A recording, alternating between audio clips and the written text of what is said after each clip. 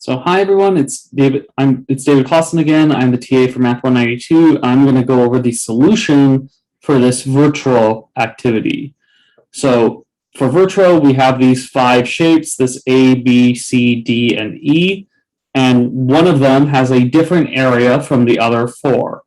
So you're trying to figure out how to compare these without using the ruler. So the ruler is here that is on a later slide, so you can have the students check.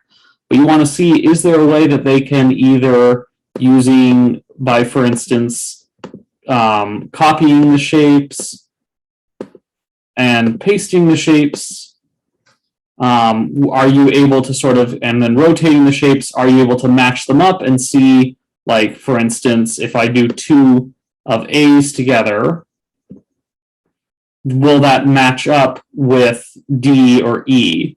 If I do those, I think it's probably easier rather than the 2 A's to try taking the 2, if you take the 2 B's and line them up like this, and then compare them with rotated E.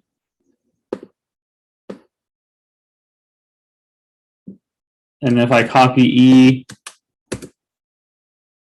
and paste E, you should find that these two match up. So since 2 E's are 2 B's, you find that they exactly match up, and therefore B and E must be the same shape.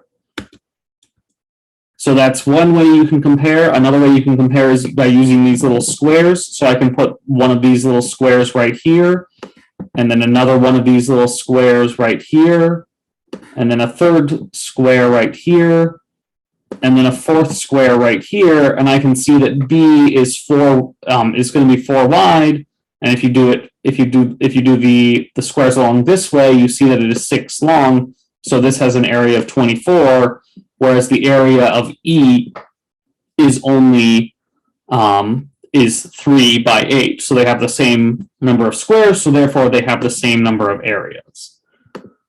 So the correct answer is C, which is 5 by 5, so it's 25. So it's different from 24 and 24.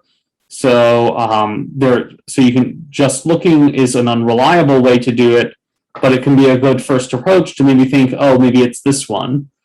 This one is going to be a little bit tricky since it's the 2.4. So it might. So if you try and put a square here, you might end up with 2 squares that.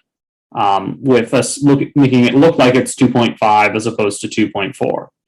And then to help students, one thing you can suggest is that the short side, this short side is 2 units long. And one thing you can do is to cut the shapes.